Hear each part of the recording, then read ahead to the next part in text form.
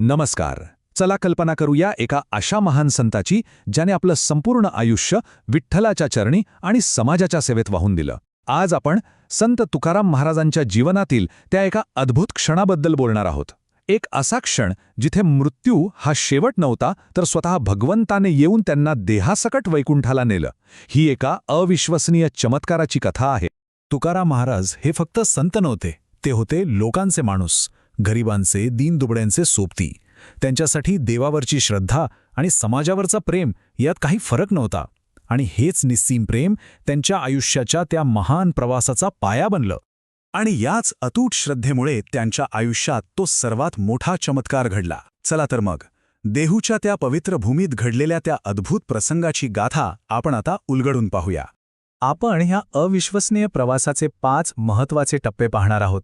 संतांचे अखेरचे दिवस, त्यांची ती दिव्य घोषणा, डोंगरावरचं ते ऐतिहासिक कीर्तन, प्रत्यक्ष देहासकट वैकुंठगमन आणि त्या घटनेने मागे ठेवलेला एक चिरंतन वारसा. चला या गोष्टीत आणखी खोलवर जाऊया. तर या प्रवासाची सुरुवात करूया संत तुकाराम महाराजांच्या जीवनातल्या त्या शेवटच्या दिवसांपासून, जेव्हा त्यांचं संपूर्ण अस्तित्व फक्त आणि फक्त विठ्ठलाच्या नामात विलीन झालं होतं. संत तुकारामांचा जन्म साधारणपणे 1608 साली देहू गावात झाला आणि अभ्यासकांच्या मते त्यांनी 1649 किंवा 50च्या सुमारास देह ठेवला. म्हणजे बघा, साधारण 40-45 वर्षांचं आयुष्य. पण एवढ्याशा काळात त्यांनी एक प्रचंड मोठी आध्यात्मिक क्रांती घडवून आणली होती. ह्या काळात त्यांनी हजारो अभंग रचले, समाज सुधारणेला एक नवी दिशा दिली आणि कीर्तनाची परंपरा तर घराघरात पोचवली.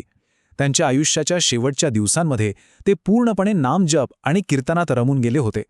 त्यांना कुठेतरी आतून एक स्पष्ट जाणीव झाली होती की या पृथ्वीवरची त्यांची यात्रा आता पूर्ण होत आलीय. आणि मग तो क्षण आला जेव्हा तुकाराम महाराजांनी त्यांच्या कुटुंबियांसमोर एक अशी घोषणा केली जी ऐकून सगळे जण चकित झाले. असं म्हणतात की एके दिवशी तुकाराम महाराज घरी पत्नी जिजाबाई आणि मुलांना अगदी शांतपणे म्हणाले, मी आता वैकुंठाला निघालो आहे, विठ्ठलाने मला बोलावणं पाठवलं आहे. आता विचार करा, हे ऐकून घरातल्यांची काय प्रतिक्रिया असेल. साहजिकच आहे, त्यांच्या पत्नी जिजाबाई आश्चर्याने आणि थोड्या अविश्वासाने म्हणाल्या, अहो, देहासकट वैकुंठाला जाणं हे कसं शक्य आहे. पण तुकाराम महाराजांच्या चेहऱ्यावर पूर्ण शांतता होती. जणू काही ते पंढरपूरच्या वारीला निघाल्यासारखं बोलत होते. इतकंच नाही तर त्यांनी आपल्या जाण्याचा दिवस आणि तिथीही आधीच सांगून ठेवली होती. आणि मग तो ठरलेला दिवस उजाडला. देहू जवळच्या एका टेकडीवर इतिहासातल्या एका अविस्मरणीय कीर्तनाची जणू काही तयारीच सुरू झाली. त्या दिवशी तुकाराम महाराज देहू गावाजवळच्या त्या छोट्या टेकडीवर गेले जिथे ते नेहमी ध्यान आणि नामजप करायचे. तिथे जाऊन त्यांनी शांतपणे आपलं आसन घेतलं, हातात टाळ घेतले आणि राम कृष्ण हरी या गजरात आपलं अंतिम कीर्तन सुरू केलं. ही बातमी काही लपून राहिली नाही, वाऱ्यासारखी सगळीकडे पसरली. आज तुकाराम महाराज देहाने वैकुंठाला जाणार आहेत. आणि बघता बघता काय देहू, काय आसपासची गावं, असंख्य लोक त्या टेकडीवर जमा झाले. कुणी श्रद्धेने आलं होतं, कुणी जिज्ञासेने, तर काही जणांना हे खरंच घडणार आहे का हे बघायचं होतं. पण त्या संपूर्ण वातावरणात एक विलक्षण, तेजस्वी शांतता पसरली होती. आता आपण त्या कथेच्या परमोच्च क्षणाकडे वळूया, जिथे भक्ती आणि चमत्कार यांचा एक अद्भुत संगम झाला. असं सांगतात की कीर्तन जेव्हा अगदी रंगात आलं होतं आणि रामकृष्ण हरीचा गजर आसमंतात दुमदुमत होता, तेव्हा अचानक आकाशात एक अलौकिक तेज प्रकट झालं. जे लोक तिथे हजर होते त्यांच्या वर्णनानुसार तो तेजोमय गोल हळूहळू खाली आला आणि त्यातून प्रत्यक्ष विष्णूचं दिव्य विमान दिसू लागलं. तुकाराम महाराज शांतपणे आपल्या जागेवरून उठले. त्यांनी विठ्ठलाला नमस्कार केला आणि ते त्या दिव्य विमानाकडे चालू लागले.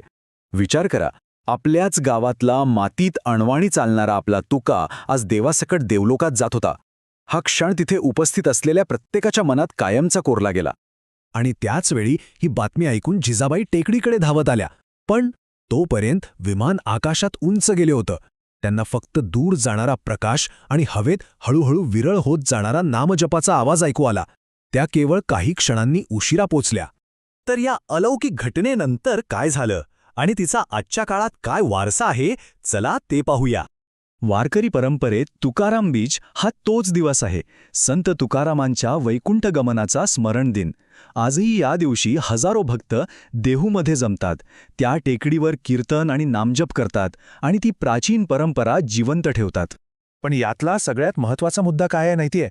या घटनेतून तुकाराम महाराज आपल्याला एकच गोष्ट शिकवतात. ते म्हणतात, जिथे नाम आहे तिथेच वैकुंठ आहे. याचा अर्थ खूप सोपा आहे.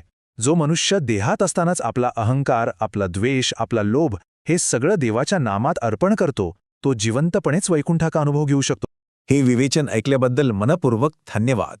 ज्ञानकोश हा एक बहुभाषिक चॅनल आहे. इथे आम्ही आध्यात्मिक ज्ञान इंग्लिश, हिंदी, मराठी, बेंगॉली आणि तमिळ या भाषांमध्ये शेअर करतो आणि लवकरच अजूनही काही महत्त्वाच्या भाषा यात जोडल्या जाणार आहेत. आमचा उद्देश एकच आहे, सनातन धर्मातील अनमोल ज्ञानरत्न अत्यंत सोप्या, स्पष्ट आणि अर्थपूर्ण पद्धतीने सर्वांपर्यंत पोहोचवणे. आमच्या चॅनलवर तुम्हाला दररोज वेगवेगळ्या विषयांवर चर्चा ऐकायला मिळेल, जसं की श्रीमद भागवतम, भगवद्गीता, महाभारत, ललिता सहस्रनाम, तमिळमधील दैवथिन Kural, इंग्लिशमधील the voice of God आणि महाराष्ट्रातील संतांच्या जीवनकथा. हे सगळं अनेक भाषांमध्ये उपलब्ध आहे. जर तुम्हाला आमचे हे कार्य मूल्यवान आणि उपयुक्त वाटत असेल तर कृपया ज्ञानकोशला सबस्क्राईब करा, म्हणजे आमचे दररोजचे हे प्रयत्न सर्वांपर्यंत वेळेवर पोहोचतील. आजचा हा भाग आवडला असेल तर नक्की लाईक करा, शेअर करा आणि हे दिव्य ज्ञान आपल्या कुटुंबियांमध्ये, मित्रमैत्रिणींमध्ये आणि समाजात पसरवायला विसरू नका. पुन्हा भेटूया.